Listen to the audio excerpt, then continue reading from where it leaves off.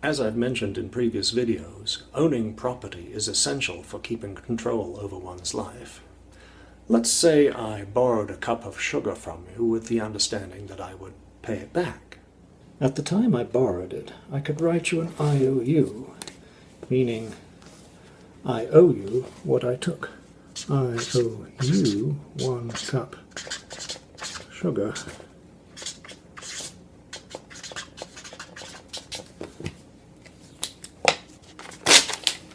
A few days later, after I'd had a chance to visit the grocery store, you could come over and present that IOU for redemption. I would give you back an equivalent amount of sugar and destroy the IOU. This is also an IOU, but it's not redeemable for anything. It's a fraud. The only reason we keep passing them around is because there's a law that says they will satisfy any debt, whether you agree or not. It's printed right here. This note is legal tender for all debts public and private.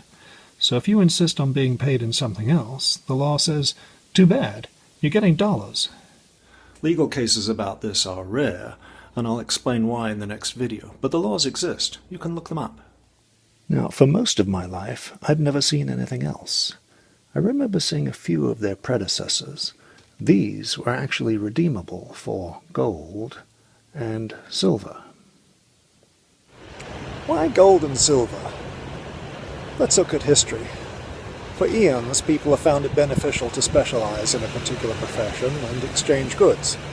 The example I like to use is of 2 men arriving at a market. One man brings a sack of potatoes and the other brings a basket of fish. Each recognizes that they would be better off with a share of the other's goods, and they agree to a trade. Each man is wealthier after the trade than before. This is called barter and constitutes the economy. An economy is simply lots of people trading goods and services. Also, having more fish than you can eat is a liability because they will spoil. Better to exchange your excess for something more useful. The downside of barter is that it is difficult to find trading partners. For example, the shoemaker is willing to trade 1 shoe for 1 fish, but you want a pair of shoes and he only wants 1 fish. You need a medium of exchange.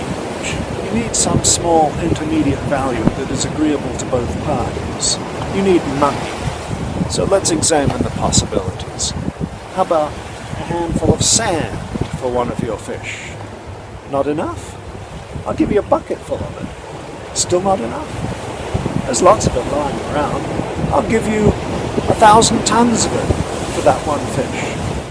Still not attractive, is it? You don't want something so plentiful that others can just scoop up as much as they want. You want something scarce. How about a few of these shells? You don't see these lying around, particularly not nice and shiny ones. Not only are they scarce, but they are desirable.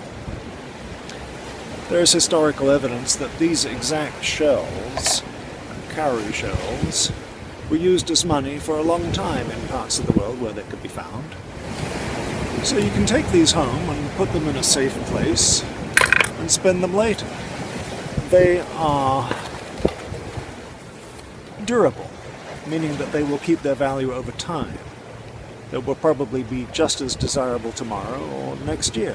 You can use them not only as a medium of exchange, but as a store of value. There's one more thing you can do with them. You're in business selling fish, but each fish is different and they command a different price. You also have to buy rope and sails and pay for your boat. It's not easy to account for all that. At the end of the day, you want to know if your income exceeded your expenses. That is, did you make a profit? With shells, that's easy. You simply count them. They serve as a unit of account. Oops. Slippery devils. Drat. Now I've just broken one. No one's going to want it now. I've just destroyed some of my money. It would be better if these were a little more portable and a little more robust. Ideally, they would be portable and indestructible. Now you notice something else. These two are about the same size and weight. distinct, so that makes them equally desirable. However, this one has a small flaw here. Not so attractive, is it? It would be nice if they were uniform, meaning that two of the same size and weight had the same value. Ideally, they would be made of just one material and all the same color. And if they were uniform, they would also be fungible, meaning units would be interchangeable. I could store them all in one container, drop some in, mix them up, and pull some out at random without having to worry about which ones I picked. Another disadvantage. If I've only got one of these, and I want to make smaller ones and spend them a few at a time, I can't do it. As I mentioned, once I chop off a piece, it has lost all of its value. It would be better if they were divisible. Likewise, if I wanted to reshape one of these or merge smaller ones into a bigger one, it would be better if they were malleable. A few more. There is always the possibility that someone might try to replicate one of these out of some more plentiful material, say plaster of Paris. He could then make up a batch of 100 or so and start spending them, counterfeit. It would be best if these were made of some identifiable material so that I could easily detect fakes. Along with that, when someone does pass off fakes, that means that there will be more money in circulation.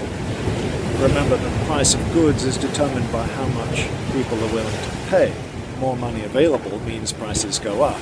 That's called inflation, and it can be very disruptive. It would be nice if money was resistant to inflation. Now you'll have to pretend that I've got identifiable on this list too. For some reason I neglected to put that on. Lastly, if I take my purse of shells to another country and try to spend them, the inhabitants might say, "We don't use those here, we use these. Yours are worthless to us." Or in the words of John Galt, "You're penniless, Miss Tankard." It would be nice if money was universally recognized. Eventually, people discovered that the best thing to use for money is metal. Not just any metals, but two in particular, gold and silver. And not just dust, flakes and nuggets, but nice round discs with pretty pictures on them. Let's review the list again and see how gold and silver coins stack up.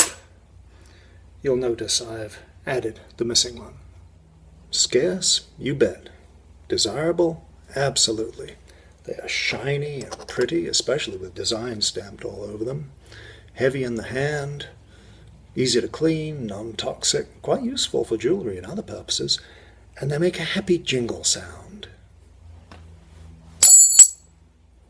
Durable? Yes. In all these thousands of years, they've never become obsolete or out of fashion. Portable? For the most part, yes. In small quantities, suitable for daily transactions. You can keep an adequate supply in a purse or pocket. Indestructible? Absolutely. They do not rust, rot, or otherwise deteriorate. Uniform and fungible? Sure. There's only one form of purity. It's as basic as you can get. It's all one kind of atom. It's an element. Pieces of the same weight are interchangeable. Divisible and malleable? Yes, you can melt them and reform them into other shapes and sizes and still have the same total value. Identifiable?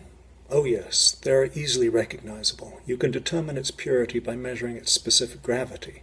That's weight to volume ratio. It's impossible to counterfeit an element. Resistant to inflation? Yes. The world's supply can only be increased by digging it out of the ground, which becomes unprofitable when the cost of mining exceeds the value of the metal recovered. Universally recognized? Oh, you bet. Everyone loves the stuff. Precious metals have been valuable all over the world for centuries. There is no indication that that will ever change.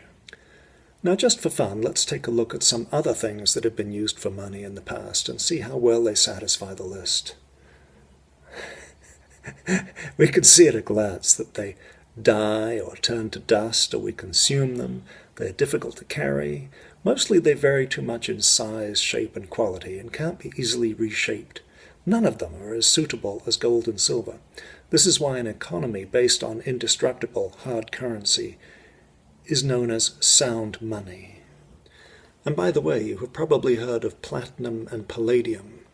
These are also regarded as precious metals, and they serve well to some extent, at least as a store of value. What I hope you got from this video is firstly that we all have the inalienable right to coin money. You and I and everyone, we all have the right to produce our own money of any type and offer it in trade. And secondly, that it's really no surprise why precious metals have been the most popular form of money for thousands of years and will almost certainly continue to be. In the next video, Inalienable Rights versus Fiat Money, I'll explain how the dishonest are strangling our economy and what we need to do to rid ourselves of them.